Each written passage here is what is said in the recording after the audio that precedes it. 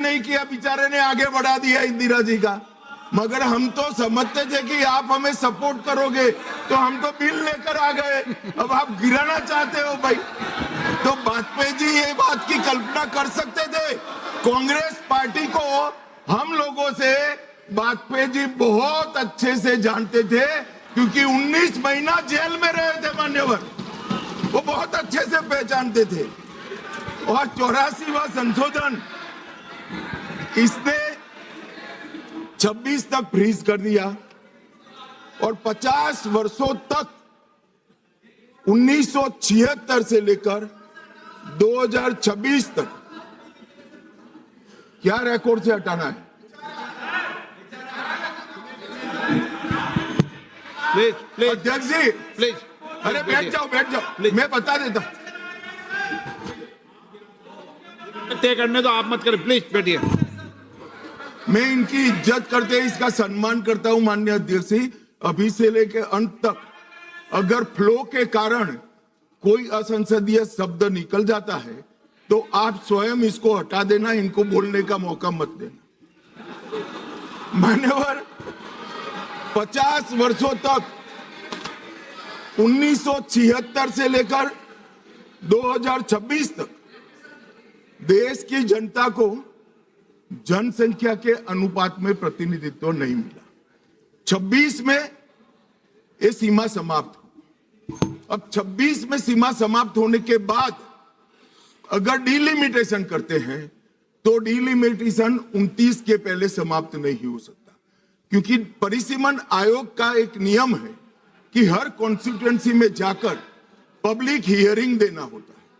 तो 543 कॉन्स्टिट्यूएंसी का public hearing 26 के मध्य से लेकर 29 तक हो नहीं सकता और 27 तक जनगणना के आंकड़े नहीं आ सकते। तो स्वाभाविक है अगर हम 29 का चुनाव नारी शक्ति वंदन अधिनियम के स्पिरिट के साथ कराना चाहते हैं, इस देश के 50% मतदाताओं को इस महान सदन में 33% आरक्षण देना चाहते हैं, तो अभी ही ये लाना पड़ेगा। ये जो पूछ रहे थे क्यों अभी आ रहा है, इसके लिए मैं पूरी बात समझा रहा हूं। वैसे मैं मानता हूं ये समझे हुए, मगर मान्यवर कहावत है ना, सोता है उसको जगा सकते हैं, जो जागता ही पड़ा हो उसको कोई उठा नहीं सकता। ये सब समझते हैं मगर एक भ्रांति खड़ी करना चाहते हैं। मान्यवर 76 में इस देश की आबादी थी 54.79 करोड़ और आज 140 करोड़। तो 54.79 करोड़ आबादी में जितने सांसद थे उतने ही 140 करोड़ की आबादी के बाद रखना, ये इनका मानना है। मान्यवर आर्ग्यूमेंट क्या दिए गए कि सबको बोलने का कम मिलेगा, 0 ओवर में मौका नहीं मिलेगा। मान्यवर सरकार का दायित्व है कि सदन के सदस्यों की संख्या बढ़ेगी तो सरकार सदन के दिनों की संख्या भी बढ़ाएगी। और मान्यवर आप तो बड़े दयालु हो, रात को 12-12 बजे तक सबको 0 ओवर का मौका देते हैं। और एक तीसरा भी तरीका है साहब, तीसरा भी तरीका है कि अभी जो समय राहुल गांधी जी के अप्रोच के कारण जाया जाता है वो राहुल जी भी बंद कर दे तो अपने आप बोलने का सबको टाइम मिल जाएगा।